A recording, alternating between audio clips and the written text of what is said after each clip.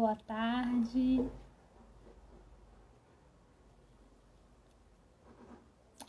Olá, boa tarde. Meu nome é Nayara, sou museóloga do Centro Cultural Solar Ferrão, trabalho com a coleção de arte africana Cláudio Marcela. Hoje nós vamos fazer uma live cujo tema é Bronzes, Máscaras e Nós, um olhar introdutório sobre a arte africana na coleção Cláudio Marcela. E o nosso convidado de hoje é Vitor Queiroz. Vitor, ele é mestre em História e doutor em Antropologia Social pela Unicamp.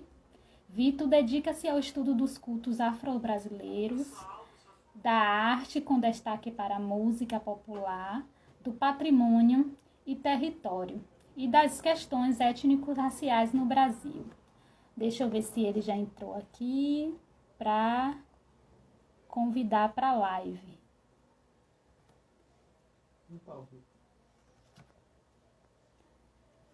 Só um instante.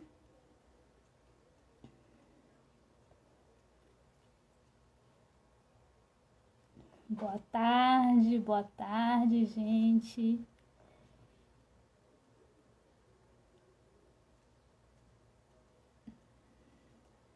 Pronto. O Vitor já chegou. E aí a gente vai bater um papo sobre a arte africana, presente na coleção de arte africana Cláudio Marcela, e em comemoração ao Dia da Consciência Negra e de Zumbi do Palmares. Vocês estão conseguindo me ouvir?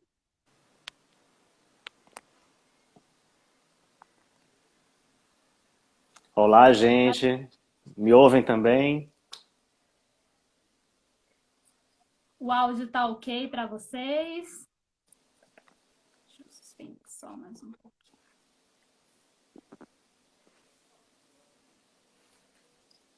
Tá conseguindo me ouvir, Vitor? Perfeitamente. Pronto. Só... Pronto. Então vamos começar, né? A gente vai falar um pouco das peças que estão presentes na coleção de arte africana Cláudio Marcela. A coleção Cláudio Marcela é uma coleção muito rica. São mais de 1.000 peças, cerca de 24 etnias. Essas etnias estão distribuídas em 15 países da África. As etnias que mais têm peças na coleção é a etnia Iorubá, povos Akan, Senufo, que é ali da região da Nigéria, Costa do Marfim e Libéria. É um acervo muito rico, possui muitas peças da etnia Iorubá que são representativas até na nossa cultura. Nós temos máscaras, gueledés, uma coleção imensa de bejes. Nós também temos uma gama de peças de bronze, latão. E agora eu vou passar a fala para Vitor, que é mestre em Antropologia Social e doutor pela Unicamp também. Olá, gente. Obrigado, Nayara. Obrigado ao Museu, o Cláudio Marcela, ao Museu Ferrão, à Diretoria de Museus da Bahia. Muito obrigado pelo convite. Uma honra estar aqui nesse Dia da Consciência Negra, que já começou de um jeito triste, né?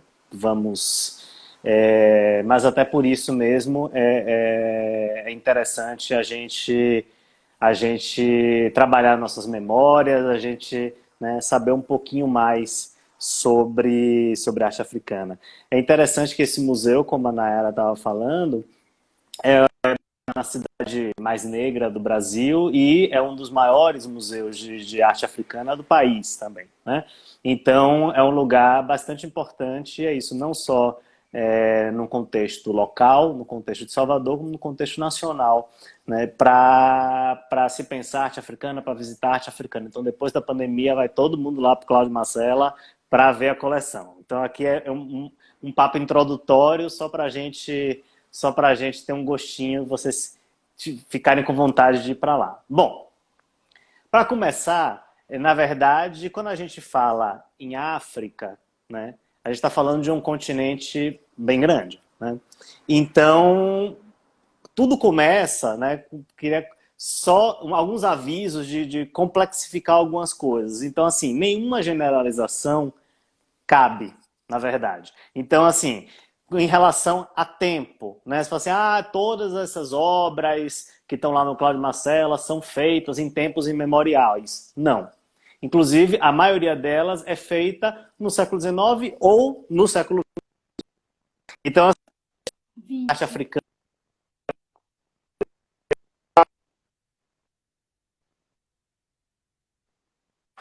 muito pelo contrário, você tem uma série de tradições que são altamente movidas, né? Tem uma série de transformações em um grau bastante elevado, né? Na maioria das culturas africanas. Então, na verdade, a gente conhece por mil motivos, pelos materiais, pelo uso dessas peças, porque essas peças não eram originalmente, enfim, elas não, nenhuma delas foi pensada, quer dizer, quase nenhuma delas, já vamos chegar aí, foi pensada para figurar no museu, então a gente tem uma profundidade temporal relativamente baixa para analisar a arte africana, o que não quer dizer que a arte africana seja algo que começou agora. Vocês entendem a diferença? O que sobrou é pouca coisa, tirando os trabalhos em pedra, mas grande parte da escultura em madeira da África subsaariana, ou seja, abaixo do Saara, né, pelo próprio material, pela madeira, a gente tem pouquíssima coisa anterior ao século XIX. Né? Bom, então, só isso. Existe uma profundidade temporal, é uma arte, toda da oralidade, toda que as coisas vão parar essa coisa meio mística, assim, que as coisas vão passando, ninguém sabe de quem. Depende, tem de tudo. Tem de tudo. Existem contextos orais, existem contextos que você tem uma autoria muito bem definida, que você tem escolas, inclusive, e escolas, inclusive, anteriores ao século XX. Basicamente, isso tem a ver com centralização política ou não. Né? Então, em geral, estados que têm uma organização política centralizada, você tem uma série de artistas de corte que são muito bem conhecidos. Né?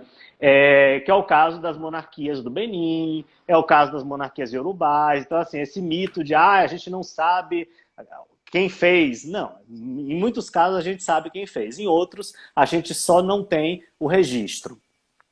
E, finalmente, materiais. A gente tem uma série de materiais imensos. Na verdade, a gente está falando de um continente, né? E a gente está falando de uma série de ambientes. Né? Você tem um ambiente, enfim, né, da África, do norte da África, do deserto e do Mediterrâneo. Você tem o extremo sul da África e a África subsaariana, que normalmente é o que a gente fala quando a gente fala arte africana, a gente está se referindo, em geral, está cortando o som? Tá um pouco. Tá um pouco. Deixa eu tentar ir um pouco mais perto do roteador aqui. Vamos fazer uma mudança. Melhora, gente? Melhora agora? Acho que melhorou. Vamos ver. Vamos ver. Se qualquer coisa, vocês me avisam. Bom, então, quando se fala de arte africana, normalmente a gente está falando da arte da África subsaariana, né? Que é basicamente abaixo do Saara, que é a zona, na verdade, das florestas tropicais equatoriais. Né? Então, por isso, né, essa associação da arte africana com a madeira, com a máscara em madeira, com a palha, esses são materiais da África subsaariana e da África florestal. Né? Ou seja, Olha como a gente está recortando. A gente não está falando de arte africana como um todo, a gente está falando de arte africana de um determinado lugar, de um determinado espaço, e aí a gente chega, no caso de uma coleção, como é o Cláudio Marcela, é muito importante a gente saber de onde vieram essas coisas, né? As coleções são montadas. Né? Então, assim, essas coleções têm uma organização própria, elas são montadas de acordo com interesses pessoais de quem monta, ou como as peças foram adquiridas. Você tem uma série de coisas que influenciam para montar uma coleção. Em muitos casos, como é o caso da própria coleção Cláudio Marcelo, a gente tem um certo buraco. Né? Ele é um colecionador que coleciona por gosto, né? Ou seja, um colecionador amador, ele não é um marchand de arte, ele mexia com móveis, enfim, outra coisa. Então ele tem esse trabalho de, né, colecionador de interessado, né, colecionador amador, e ele não deixa o registro, né, de como aquelas peças foram parar na mão dele. Então, na verdade, a gente tem um trabalho de decifrar, né, a partir das peças e da bibliografia e comparando uma coisa com outra, decifrar como aquela coleção foi montada. Bom, dito isso... Na verdade, ele colecionava e ele foi guardando, foi ganhando muita coisa. Ele ganhou pelo fato dele ter morado na África durante 20 anos. Então, muita coisa ganhou. Então, isso ele foi guardando. E aí, quando ele veio aqui à Bahia, que ele casou com uma brasileira, Conceição Ramos Marcela, chegando aqui na Bahia, ele visitou Salvador, ele achou que aqui seria o melhor lugar para abrigar a coleção, que seria bastante valorizada por questões mesmo da nossa cultura e valorização mesmo dessa arte. E a única condição que ele exigiu, ele não pediu nada em troca, foi que essa exposição estivesse sempre aberta ao público.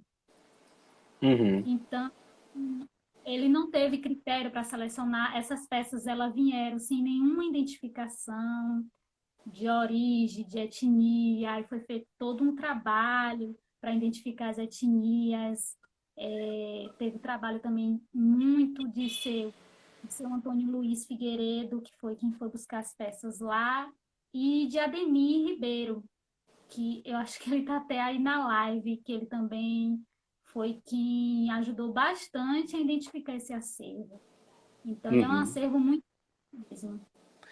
Então, então observem isso, né? Quando vocês veem um conjunto, quando vocês vão no Cláudio Marcela, você já tem agora um outro olhar. Vocês não estão vendo simplesmente peças de arte africana, vocês estão vendo peças de arte africana que chegaram àquele lugar sob determinadas condições, que passaram por uma determinada cadeia, né? Uma pessoa, outra, até chegar lá. Essa cadeia passa por isso, por instituição, pelo Estado, uma negociação jurídica enfim, ou seja, né, vocês estão vendo ali o resultado de uma série de relações, né? Relações que fazem aquilo entrar no museu, relações que continuam enquanto o museu está ali, né? Porque enquanto Nayara está ali no dia a dia, vocês vão visitar, essas relações também vão construindo o museu, vão construindo o significado do museu, né? Por isso que é importante, de fato, estar em Salvador, e é importante que vocês visitem, porque essa história, se ninguém for no museu, né, vamos fazer essa hipótese, passou um ano, ninguém foi no museu, vocês entendem que o museu, de certa forma, acaba? Ele está ali, basicamente, como uma casa vazia, né? Então, assim, ele acontece quando as pessoas vão lá, por um lado. Agora, por outro, antes dessas peças chegarem ao próprio Cláudio Marcela, elas passam por uma outra série de redes de relação, de compra, enfim, uma série de coisas, né?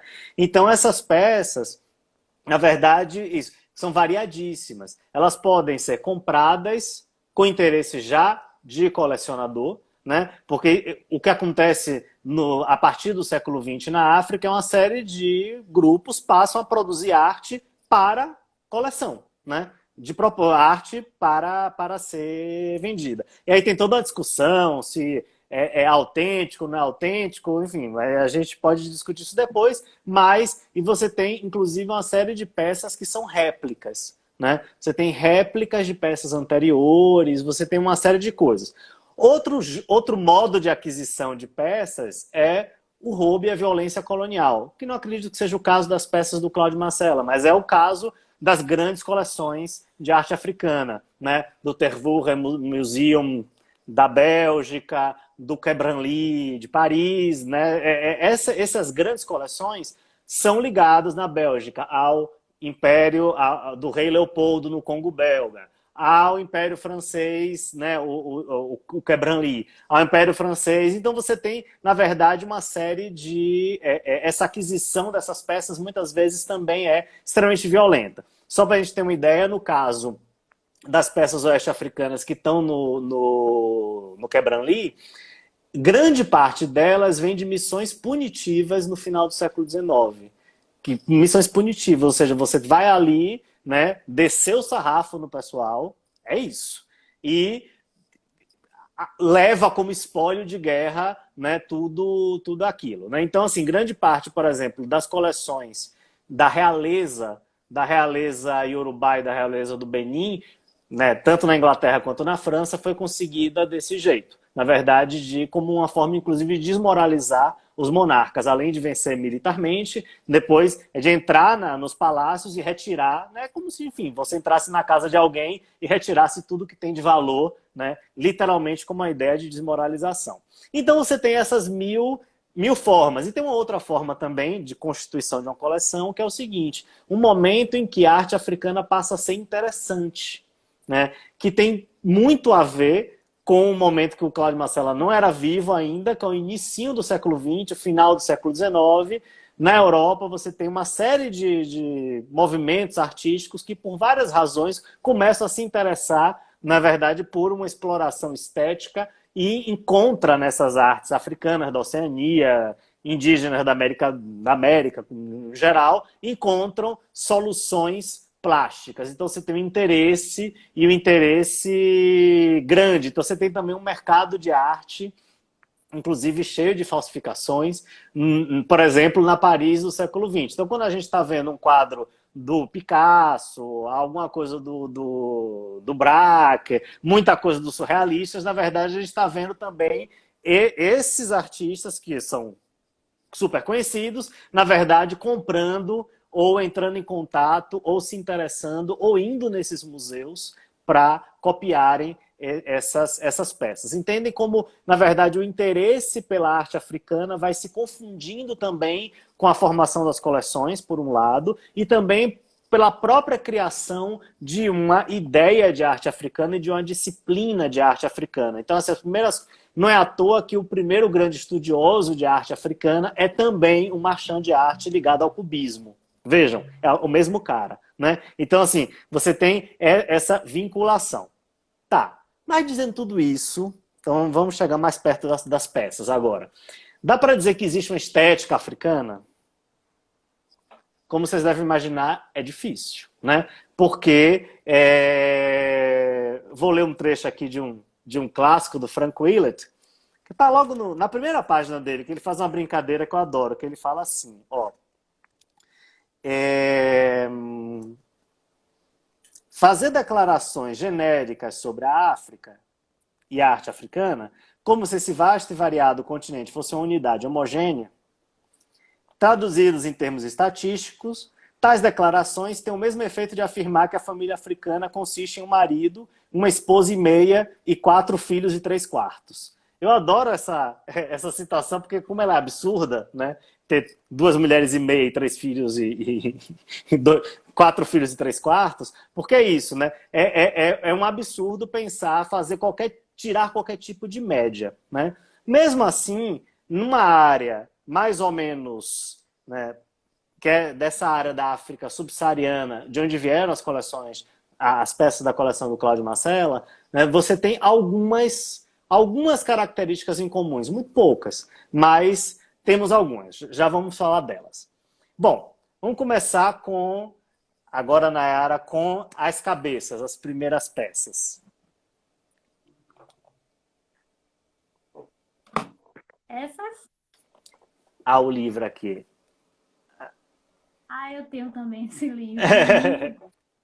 Essas, por exemplo, esse tipo de... Aqui, né, a gente tem um tipo de produção de escultura que cai por terra a coisa da sem autoria, ninguém sabe quem fez, na verdade, né? A gente pode não ter o registro de quem fez por uma série de razões, mas na verdade essas peças têm autoria e são artistas de corte. Então, nesse caso, não só essas peças têm autoria, como vocês estão vendo que são bustos ultra realistas, né, centrados na cabeça com adereços de realeza. Na verdade, essas coisas com essas nervuras são fios com corais, né, uma série de corais, basicamente vermelhos, né? Então vocês imaginem, isso é uma roupa cerimonial, pesadíssima, inclusive, desconfortável de usar, mas isso é, na verdade, é uma arte, né? Estamos falando da África Ocidental, do Golfo da Guiné. Na verdade, isso é uma arte de realeza, de elite real, e uma arte, na verdade, de manifestação do poder, né? Então a gente está falando, na verdade, de um material que é o bronze, que é um material ligas variadas de bronze e de cobre, mas que é um material enfim, considerado nobre nesse lugar. E você tem a própria ideia da cabeça, né? Porque assim, a cabeça na África Ocidental, e aí se tiver alguém de candomblé aí vai reconhecer, porque o candomblé é uma religião de matriz oeste africana, por exemplo, né? Você tem toda uma questão da cabeça. A cabeça é central para essas religiões e, na verdade, é central para as culturas oeste-africanas como um todo, né? A cabeça é o centro da pessoa. A pessoa se constrói, né, como pessoa, e inclusive se constrói ritualmente a partir de uma série de coisas que se faz na cabeça. Então, pode passar, Nayara, para a próxima cabeça. Essas são cabeças do Benin, né, da etnia Bini. Pode passar para a próxima. E também Bini, para a próxima, eu quero chegar no Yorubá. Pronto. Aqui temos uma cabeça Yorubá, que vocês veem aqui. Na verdade, imaginem que essas cabeças, elas são ultra realistas por uma questão muito simples. Isso são retratos, de fato, né, de pessoas, de nobres, de reis e nobres, né? E a ideia é preservar uma efígie, preservar os traços físicos dessas pessoas, né?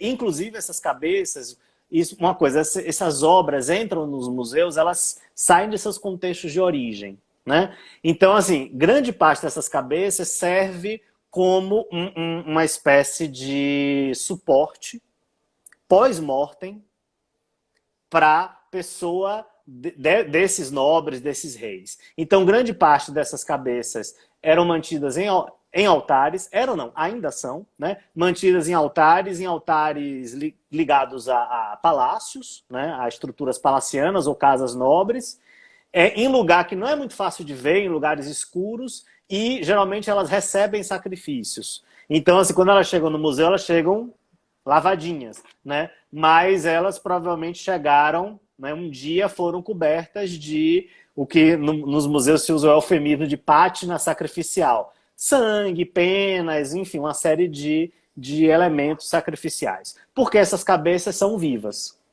Na verdade, elas representam, estou vendo aqui, Ori, exatamente. São o Ori dessas pessoas, e esse Ori é carregado de força, então você tem esse culto, mesmo depois das pessoas mortas, você tem essa alimentação das cabeças e essa alimentação, na verdade, da linhagem, né? Então, você tem na África Ocidental esses povos, né, que têm uma série que formaram impérios e uma série de concentração de poder político, e você tem também uma estrutura, que é essa estrutura que também, quem é de candomblé vai reconhecer, né, que o candomblé, na verdade, adaptou essa estrutura na realidade das Américas, né, as religiões afrodiaspóricas, né, que é essa estrutura de casas. Então você tem o soberano da maior casa, é o rei, e depois dele você tem uma série de casas menores que vão se ligando, e essas cabeças são cabeças de chefes de casa, reis ou rainhas, chefes de determinadas casas. Agora tem uma coisa interessante nessas cabeças, né? Vocês vão dizer, nossa, que lindas que elas são, super realistas. Aí tem um pulo do gato, porque é o seguinte, né? A gente não deve olhar para isso com olhos ocidentais, ou seja, a habilidade, o legal delas é que elas sejam super realistas. Tudo bem, elas são bonitas, elas são impressionantes, mas é engraçado que essas peças específicas são reproduções, né, do século XX de arte clássica. Isso aqui é do século XVI, XV, XVI, né? São muito anteriores. Depois, hoje em dia, as esculturas de cabeça tenderam a se simplificar e a serem mais esquemáticas. Ou seja, o oposto do que a gente, né, numa visão evolutiva ocidental, diria, não, sai do simples e vai até o superrealista. Na verdade, aconteceu o contrário na África Ocidental. Essa escultura ultra-realista, né, acabou se simplificando, chegando a traços essenciais. E aí, vamos para o leopardo, Nayara, cadê ele? Pronto. E aí, na verdade, esse é outro símbolo de poder da África Ocidental, né?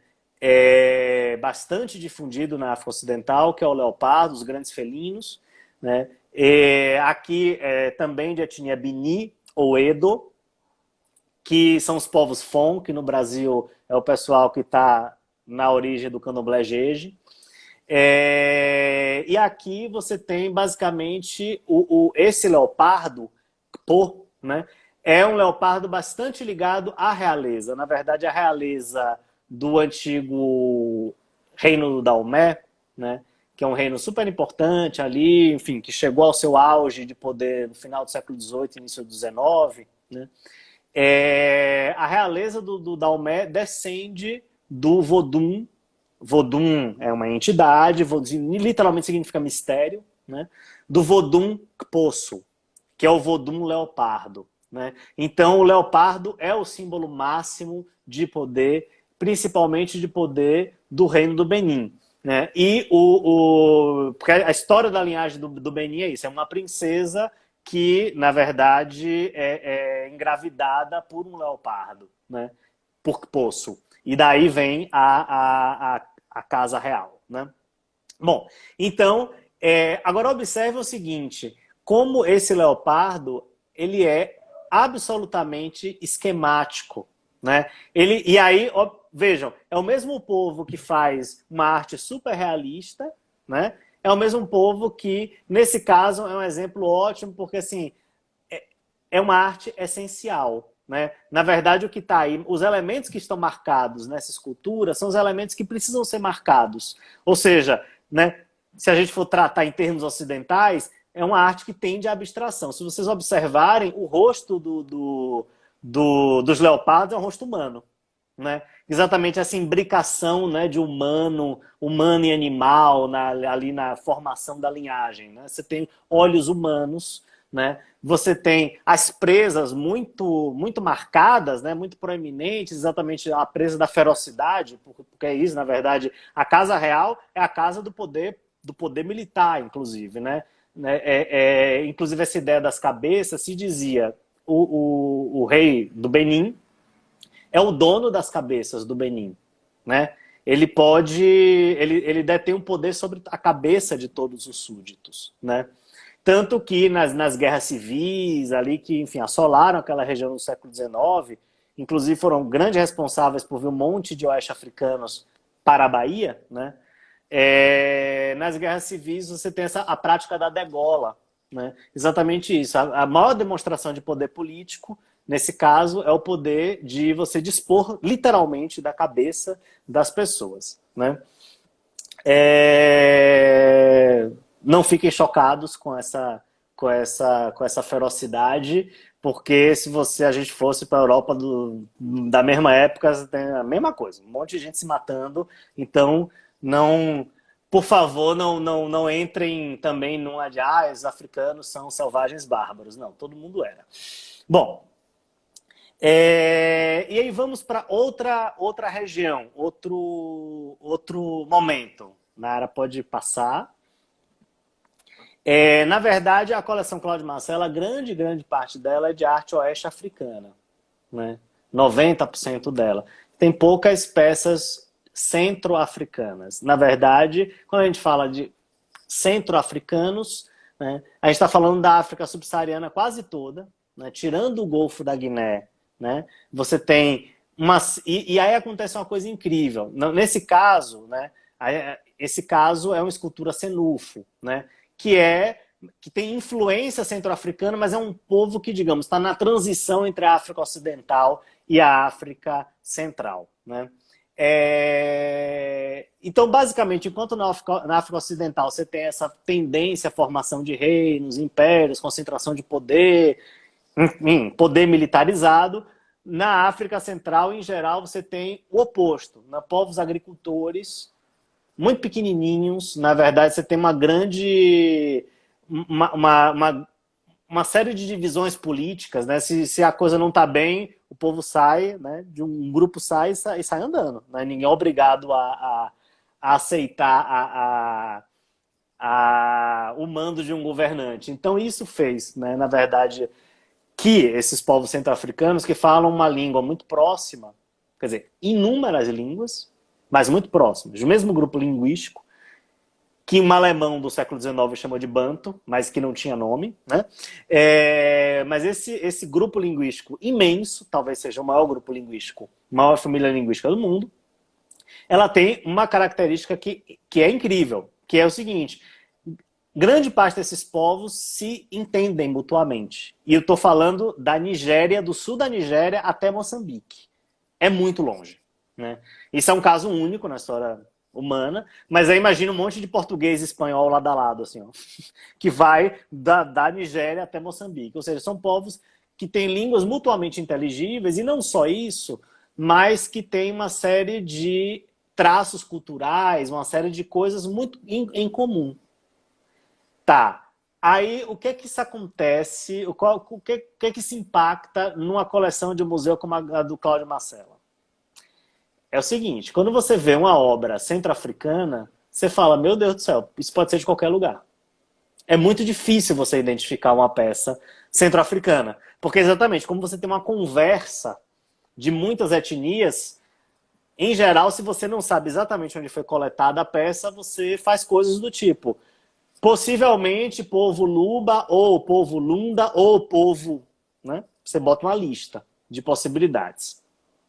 Bom, nesse caso é isso, é uma peça oeste africana, mas que está nessa zona de transição. Então observe o seguinte, né? Você tem uma série aí de características da escultura centro-africana, né? Enquanto ali, nessa arte real, né, oeste africana, que eu acabei de falar das cabeças e tal, enquanto ali você estava, né, materializando o semblante de alguém, nesse caso, essa é uma arte, vamos dizer assim, puramente espiritual.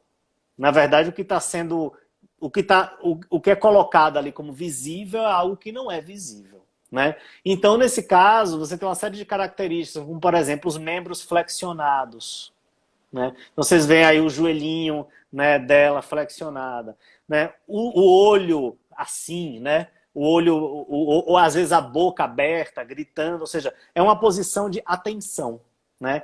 São esculturas que você está numa posição é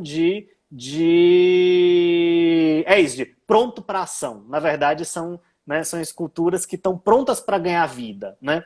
E você tem uma série de, nesse caso, o seio, tá vendo? E a barriga grávida e a bundinha aqui também. Você tem uma série de características sexuais, a mesma coisa. A ideia é você estar marcando a vitalidade, né? Na verdade, essas estátuas, mais do que ser alguma coisa, você vai dizer, isso aí é um ser humano. Não. Né? Na verdade, isso é, né, uma representação do poder. Isso é uma materialização de poder e de poder vital. Né? Nesse caso, desse poder feminino, né, da mulher grávida e tal. Tanto que tem peças, né, acho que no Cláudio Marcela não tem, mas tem peças, por exemplo, hermafroditas. Você tem a mulher grávida, aí você tem um pênis, barba, né? Então, assim, porque é exatamente isso. Não é uma ideia realista de bota uma mulher, um homem, não é isso. Né? São estátuas que, na verdade, estão ali como se fossem canalizando um poder. Né? Pode passar para a próxima. Aqui, uma estátua Akan, né? Também oeste africana, mas também nessa zona de transição, mesma coisa, né? Os membros todos flexionados, tá vendo? Não tem, porque na verdade, né, nessas convenções de escultura centro-africana, se você representa os membros duros, esticados, isso significa morte. Então, na verdade, é isso. Todos os membros estão flexionados. Observem também essa ideia de prontidão. Observem que essa peça, quando vocês olharem para a escultura centro-africana, ela está pronta para, né, para entrar em atividade. Observem que ela, assim, é um segundo que ela vai entrar em atividade. Ela está, assim, pronta para ação, né? E aqui um outro caso interessante da escultura Akan, tem as famosas bonecas Aquabá, né, com esse formato do rosto, né, que é também uma baita de uma abstração, né? Você pega o rosto, né, num cilindro, não, num disco, né?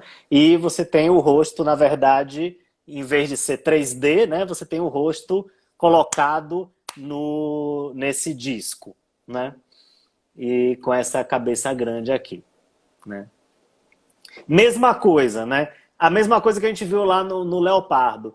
O que significa essa abstração? Ah, o pessoal é cubista?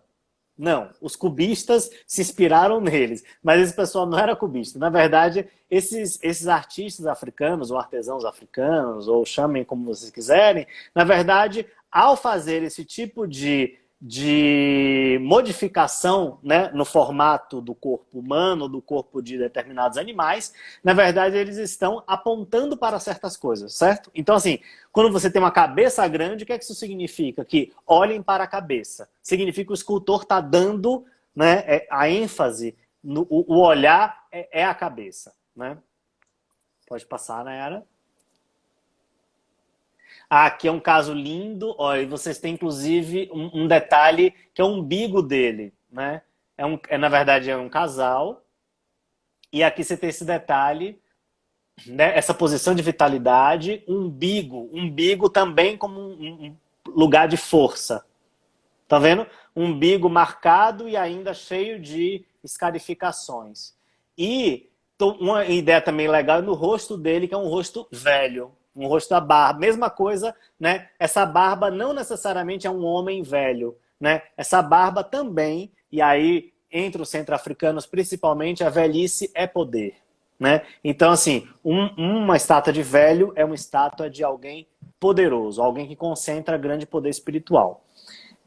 Na coleção Cláudio Marcella não tem, se eu não me engano, na área me corrija, mas não tem inquices. Tem? Não, né?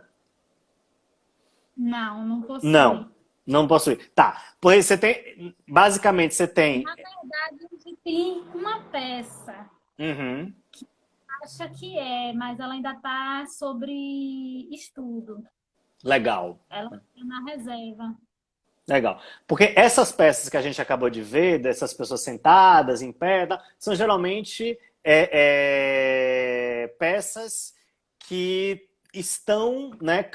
Vejam, não são ancestrais, são peças que canalizam a força de ancestrais e são cultuadas, né, em altares familiares.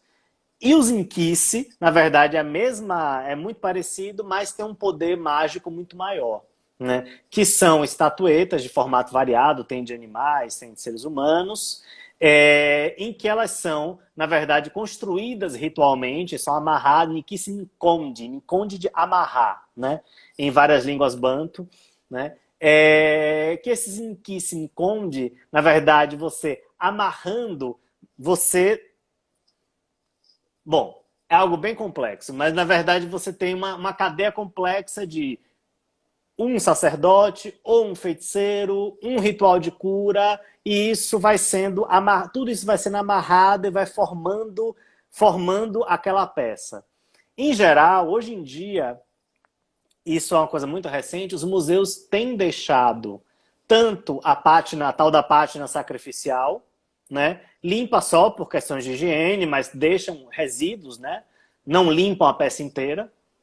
E atualmente também tem se deixado os inquices com suas amarrações ou seus pregos, enfim, colocados neles. Antigamente os museus retiravam, né, limpavam a peça, o que é uma pena. Você está recebendo Na verdade é isso. Não é uma obra de arte, você está recebendo um objeto mágico, né? E você literalmente está tirando toda a força do objeto mágico ao desvesti-lo, tirar os nós, tirar os pregos, tirar tudo isso, você está, enfim, enfraquecendo, né, essa peça, né? O que é, em geral, um grande desafio, e aí já tentando fechar, o que é um grande desafio para Jussi, tanto faz, na verdade, a transcrição, né? Em Kissi seria mais próximo de como se grafa em Kikongo, por exemplo, em Kissi é traduzido em português, né? Transliterado. Mas tanto faz, né? Porque nessas línguas você tem muito o N ou M, Kissi, Mbundo, esse som mudo que não tem em português, né? Esse som nasal antes da palavra, né? Bom, e aí o grande desafio dos museus, quando estão lidando com a arte africana, é como manter a vitalidade dessas peças, certo? Porque essas peças não foram feitas, em geral, para museus, né? É claro, existem peças feitas para museus, já falamos, de artesãos que fazem exatamente para isso. Existe a arte africana contemporânea, normal, né? Gente viva que, enfim, que estuda belas artes, que faz seus quadros, tem, né, que se inspira ou não na arte dita tradicional, que é isso que a gente está vendo, e dita tradicional muito entre aspas, porque também é isso, na verdade, essas formas de arte estão cheias de história, né? Elas não estão paradas no tempo, né? Muito pelo contrário, elas são cheias de... É isso, dependem de poder político, guerras, enfim, redes comerciais, é uma série de coisas, né? Mas o grande desafio dos museus, como eu estava dizendo, é isso. Como manter a vitalidade dessas peças? Vamos passar para a última delas, Nayara. Não, essa é o casal, e aí a última delas, que é a máscara Geledê. Isso. Pô, né, com a máscara dessa, na verdade, a gente está vendo aí o esqueleto do esqueleto do esqueleto de algo, né? Isso é uma máscara usada não para cobrir o rosto, mas usada em cima da cabeça, com uma roupa toda cheia, toda complexa, cheia de coisas, toda, enfim, né? E essa roupa faz parte da... Ou seja, vocês não estão vendo a máscara. Vocês estão vendo a parte superior, a coroa da máscara, entende? A máscara corresponde à roupa inteira. E mais, a máscara corresponde ao dançarino com a roupa. Ou seja, no limite, para apreciar essa arte, entre aspas, dessa máscara específica, a gente teria que ver a mascarada inteira de um Geledé que parece algo bastante festivo, parece um carnaval, mas também está ligado a cultos femininos secretos, né? De Amis, enfim, uma série de coisas. Mas, na verdade, só para vocês terem ideia, né, de que isso você está vendo um ponto, entende? Um ponto de uma rede muito mais complexa que envolve música, que envolve dança, que envolve alguém vestido, que envolve criança correndo para um lado para o outro, enfim, envolve toda uma situação social, né, em que essa máscara é usada. Tanto que é muito engraçado que há uma série de peças de arte africana que foram facilmente conseguidas porque elas perdem o valor imediatamente em alguns, por exemplo, os Bambara, tem as máscaras famosíssimas dos Bambara, né? Os Bambara, enfim, antes de descobrirem que podiam ganhar uma boa grana com as máscaras deles, davam assim, a rodo, para quem quisesse. Por quê? As máscaras só faziam sentido no momento que elas, até elas serem usadas. Eram usadas uma vez, elas são descartadas, né? Elas perdem totalmente a razão de ser. Então vejam como é muito diferente de uma ideia de arte que está lá, que vai ser exposta, que todo mundo pode voltar lá. Na verdade, né, a obra de arte principal, e aí a gente pode sim fazer uma generalização para a África subsaariana de um modo geral, né, a forma de arte principal, né, dessa região grande, tanto oeste africana quanto centro-africana,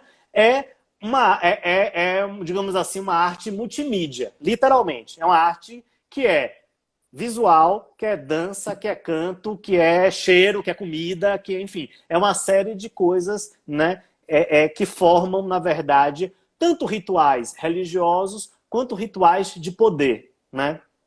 É isso. De um modo geral, deixa eu ver se tem mais uma coisa. Não, agora perguntas.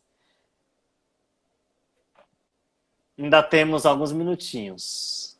Nossa, Temos nossa, ainda consegui 10. fa... Vós consegui falar. Vocês entenderam alguma coisa que eu devo ter falado rápido, que nem o Homem da Cobra, né? Foi um pouquinho rápido, mas deu para entender sim. Muito. Eu estava aqui procurando uma imagem de um dançarino Geledé vestido para mostrar. Só um instante que eu tenho aqui. Uhum. Aqui já respondendo aqui a Clécia, me parece que os fãs também têm uns botes. Isso. Que vão sendo amarrados. Na verdade, você tem algo próximo da ideia do assentamento, né? Do que a gente tem nos candomblés, né? Do Brasil. Você tem esses objetos que, na verdade, vão sendo amarrados, vão sendo construídos aos poucos, né? Sim. Né? Você mostra o livro, Vitor, novamente, só para o pessoal poder anotar, que teve gente que queria anotar o nome do livro. Uhum. Recomendo muito, porque esse aqui é um clássico, foi editado recentemente pelo Sesc São Paulo, então é fácil de encontrar e é um clássico introdutório ótimo. Assim. Muito rápido, foi mal, Emily.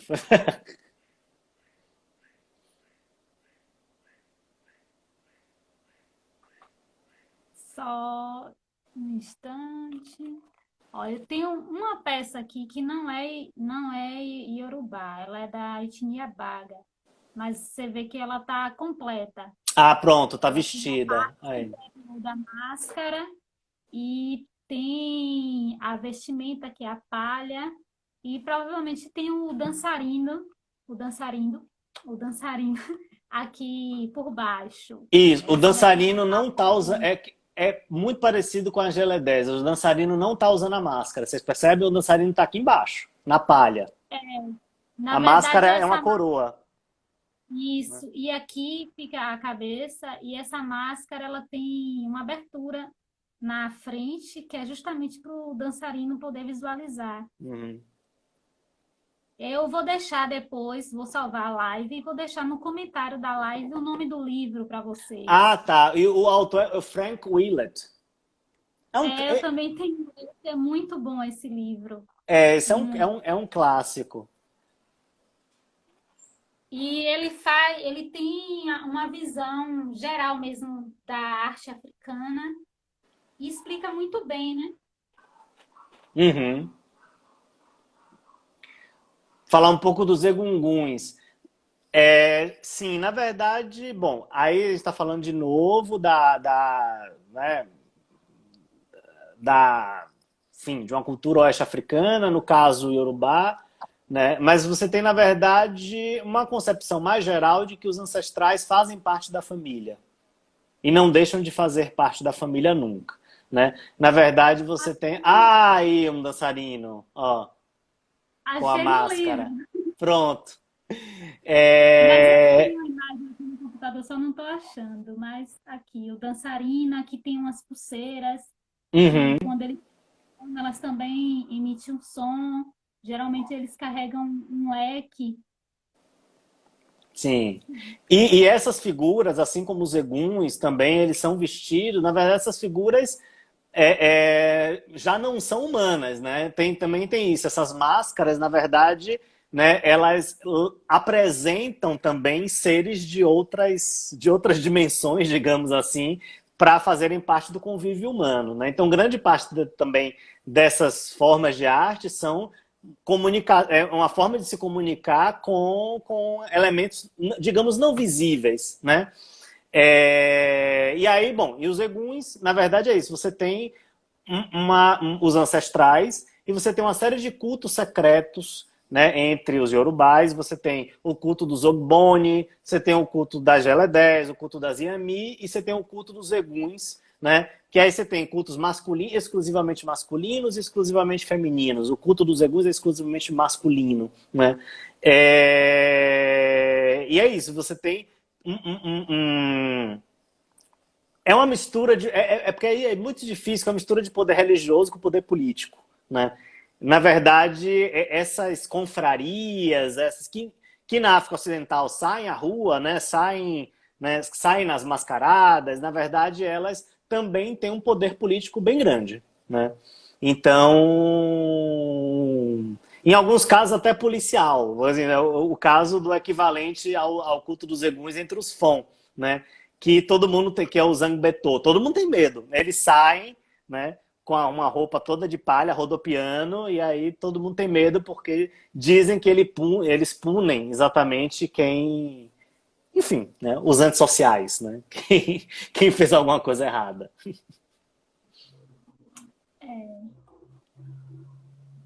Aqui, deixa eu mostrar para vocês também Cláudio Marcela, que eu achei uma foto aqui. Olha aí. Esse aqui é Cláudio Marcela, gente. Uhum. São as fotos que a gente tem dele.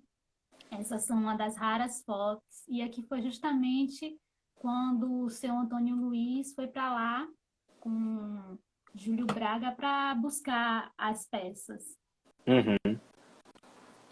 Ó, duas perguntas aqui. Dicas para diferenciar a arte africana do povo iorubá e dos bantus.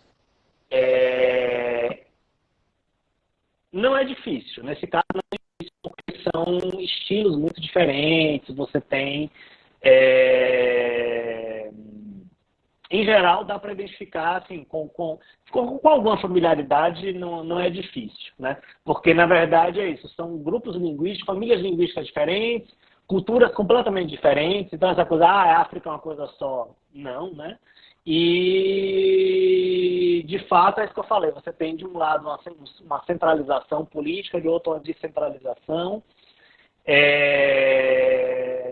Mas, em geral, assim, fisicamente, diferenciar... Bom, não leva ao pé da letra o que eu vou falar, mas, em geral, você tem, dos povos iorubá, oeste-africanos, em geral, você tem uma arte mais ligada. Tem uma arte popular também, que aí é que fica difícil né, de fazer qualquer distinção. Mas tirando a arte popular, né, que é feita por pessoas comuns, a grande arte oeste-africana é facilmente distinguível porque ela é monumental, porque é exatamente uma arte de realeza. Entre os povos banto, em geral, você não tem isso. Você tem estátuas, em geral, pequenas, poucas são grandes, e uma série de peças que têm esse caráter prático, né? De peças que, na verdade, servem como objetos mágicos, né? Objetos de condutor de poder mágico. Aí, ao adquirir uma peça de arte africana, como saber a história? Essa é a pergunta que vale 1 milhão. Na verdade, essa é a grande dificuldade. Porque qual é o caso? Das duas, uma. Ou você sabe de onde veio porque foi registrado. Olha, foi comprada na curva do rio tal com não sei quem. Beleza. Né? Mas mesmo assim, tem uma série de... Não é tão fácil, porque, por exemplo, você tem povos vizinhos que você tem escultores que são versados em 3 ou 4 estilos. Então você pode comprar uma peça teoricamente luba, porque o escultor é luba, mas na verdade com o estilo do vizinho. Né? Isso acontece, muito, inclusive. Né?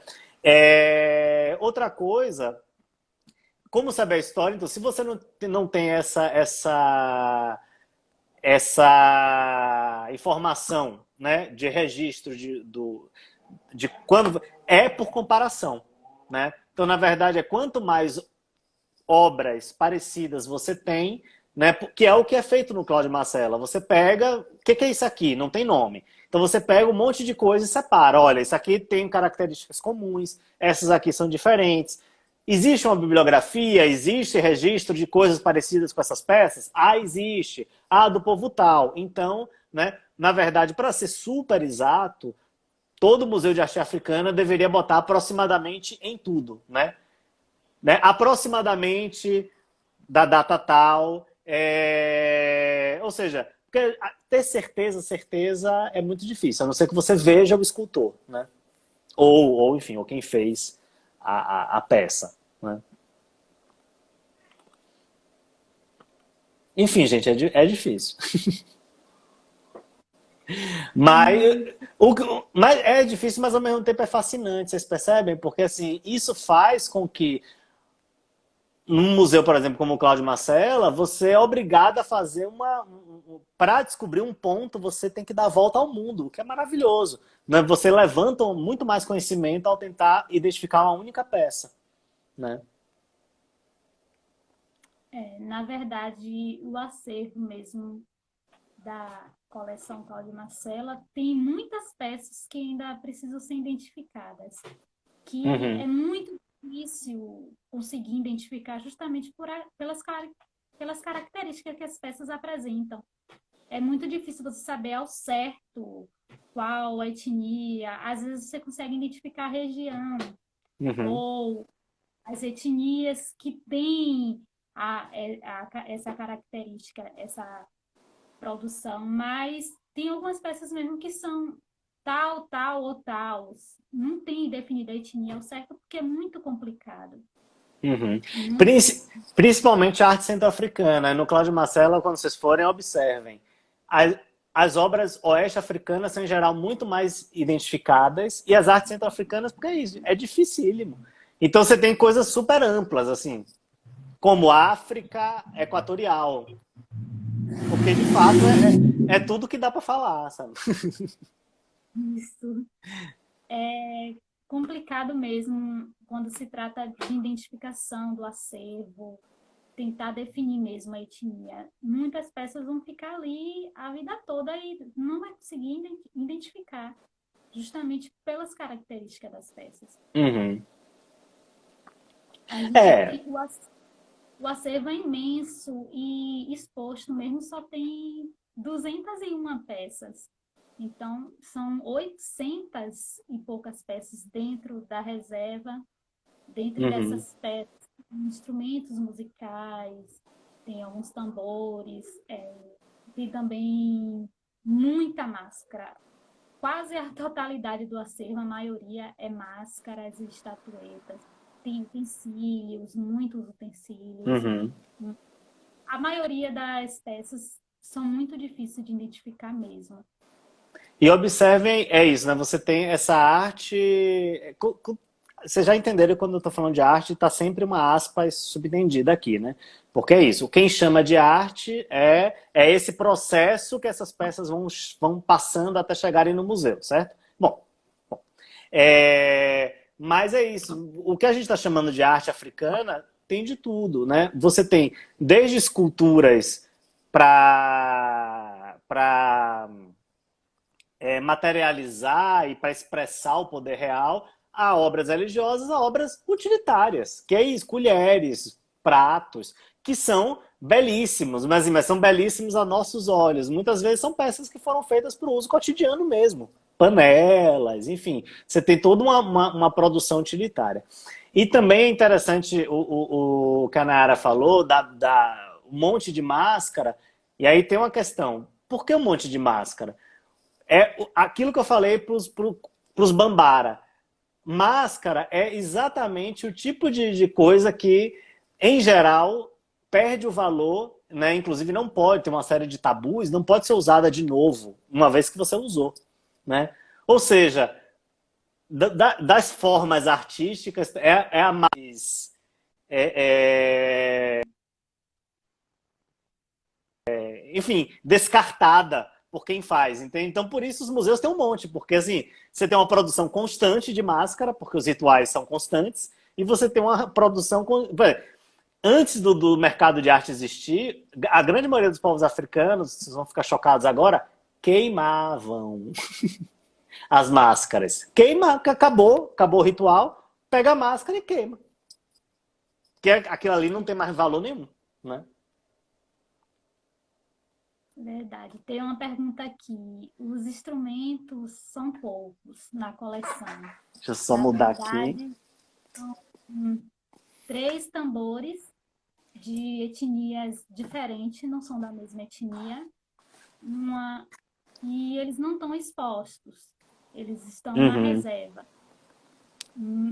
E, se eu não me engano, só são esses três instrumentos musicais que tem. Agora, no Centro Cultural Solar Ferrão também tem uma coleção que é só de instrumentos musicais, que é a coleção Sim. Emília Biancardi. Tem muito instrumento africano. Mas na coleção Cláudio Marcelo só são três tambores. Nossa, subam esses tambores, Nayara. Bota eles lá. Não, inclusive, É, eu tô brincando porque é isso, o que eu falei, né? O desafio de como dar vida a essas peças. É impossível, a gente não vai poder refazer os rituais dentro do museu. Mas que a gente puder se aproximar, né, botando elas perto dos tambores que provavelmente eram tocadas para as pessoas dançarem, enfim, o máximo que a gente puder para né, devolver o calor dessas peças. Na verdade é isso. Quando vocês forem no Museu de Arte Africana, vocês estão vendo é, assim, fim de festa, sabe? Em geral é isso. As máscaras, é o que sobrou da festa. Literalmente é o fim de festa. É o que sobrou da festa, né? Então, é, vocês têm que fazer esse esforço imaginativo de imaginar aquilo vivo, né? isso mesmo. E tipo, a gente tenta colocar para o público, em sua maioria, as peças que têm a maior facilidade para facilitar a questão da mediação, você passar para o Uhum. público muito através das peças. E é um acervo muito rico, que quando passar essa pandemia aí, que a gente voltar ao funcionamento, vocês vão visitar e vocês vão se encantar pela coleção, porque é uma coleção Não, gente, muito rica, ela é é, muito abrangente, é uma coleção que possibilita um diálogo enorme. Você pode sim. falar de tudo naquela coleção. Você, na verdade, você faz uma viagem mesmo à África. Uhum. É uma E coleção se fantástica. E é muito isso. cuidadosa, porque assim, existem outros museus de arte africana no Brasil, mas em geral eles não primam pelo cuidado, né? Pelo cuidado de é isso, de pesquisa, de né, legendas, como Nayara, que é maravilhosa, que você deem a sorte de quando irem lá estar Nayara. Por que isso? Porque assim, isso faz toda a diferença de um museu, né? Porque um museu sem pesquisa, sem textos explicativos, sem material, sem setor educativo, sem pessoas que consigam né, falar sobre a coleção, é algo muito próximo de um depósito de trastes. Entende? Falo assim, de propósito, assim, bem cruel, mas se você tem um museu com um monte de coisa valiosa que ninguém sabe o que é, nem no andar, tá mal exposta, mal colocada, não tem ninguém que explique, é um depósito, né? E lá a nossa coleção ela tem esse diferencial.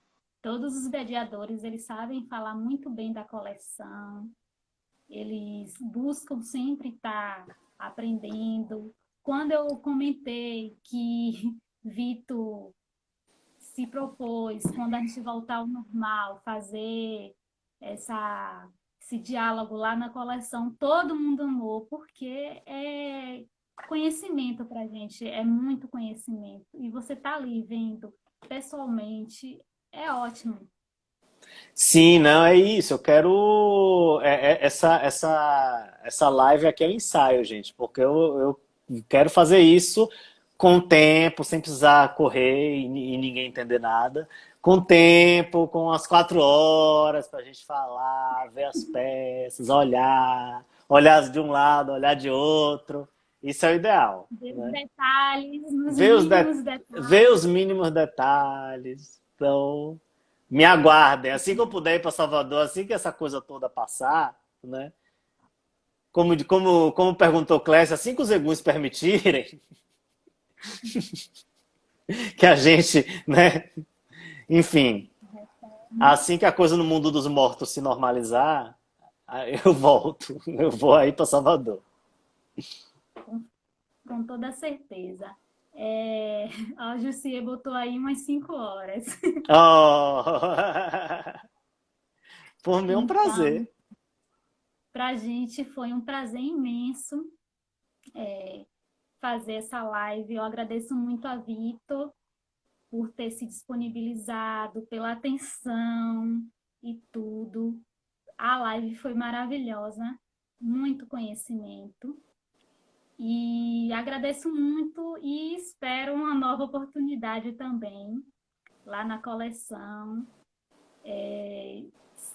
E que isso passe logo Que isso para passe a gente logo. estar presente lá na coleção, visualizar. E todos que estão aí assistindo a live estão convidados a visitarem a coleção depois que a gente voltar ao normal, né? E agradeço também o conhecimento passado. Não, Foi super, muito, muito. eu que agradeço. Muito obrigado, pessoal. Muito obrigado, Nayara. Gente, Nayara, eu não vou fazer muita propaganda, porque senão vocês vão encher o saco de Nayara. Mas Nayara, assim, fez de tudo aqui. Assim, Nayara fotografa a foto do leopardo. Então, assim, né? Nada Teve não aconteceria só sem eu, ela. toda a equipe. Eu precisei da foto de alguma peça. Eu liguei para a museóloga que estava lá, a Jorma. Ela foi lá na exposição, tirou a foto e mandou.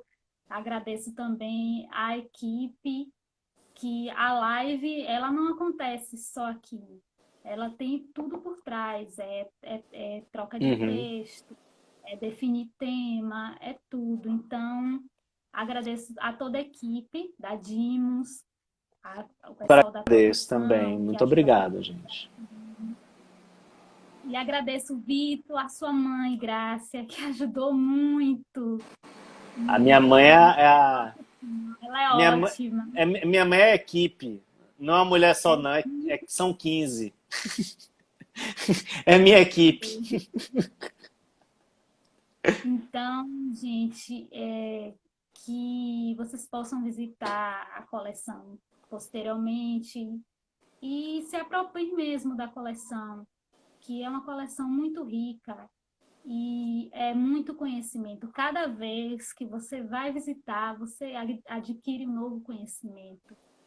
Sim. Então, O que é também é muita legal, coisa. que é uma característica de museu bem cuidado. Museu bem cuidado, você não vai assim, ah, já vi tudo e não quero voltar mais. No museu bem cuidado, dá vontade de voltar sempre. Eu tô com saudade do Cláudio Marcelo. Porque é isso, entendeu? Dá vontade de voltar, porque assim, falar, ah, quero ver de novo, quero ver de novo, quero ver de novo, N vezes, entende? Porque é isso, é bem E, cuidado, né? e cada vez que você vai, você repara um detalhe em uma peça que você não viu anteriormente. Você fica pensando, essa peça, teve gente que já perguntou, essa peça estava aqui? Eu falei, sempre esteve exposta, mas na outra vez eu não. É porque é muita riqueza e às Uhum. vezes você não consegue perceber o detalhe de todas as peças. Então, visitem, se apropriem, tomem posse daquilo que é nosso Claro. patrimônio, está aí, que precisa ser preservado e valorizado. Então, eu agradeço a Vitor, a mãe, a todos que estão presentes. Vitor pode falar, se quiser. Não, só isso. Agradeço, gente. É um prazer. Estamos aqui também. Se ficou alguma dúvida, podem entrar em contato com a Nayara, ela repassa para mim. Às vezes Alguma demora um dúvida, alguma pouquinho, questão, mas eu respondo. podem entrar em contato. Eu agradeço e que hoje não seja só um dia da consciência, mas sim um dia da valorização da nossa cultura. Tá, minha mãe E tá querendo fazer não propaganda do fosse meu uma livro. data para não seja só uma data para lembrar, não é para lembrar, é para tomar posse e ter Claro, uma identidade, a nossa cultura negra, que o negro ele está aí há anos, sempre batalhando para ter seu local, seu lugar de direito. claro. E eu agradeço a todos. É isso. Um beijo, gente. Beijo, Fiquem em gente. paz. Fiquem em paz. Tchau, Vitor. Tchau, tchau.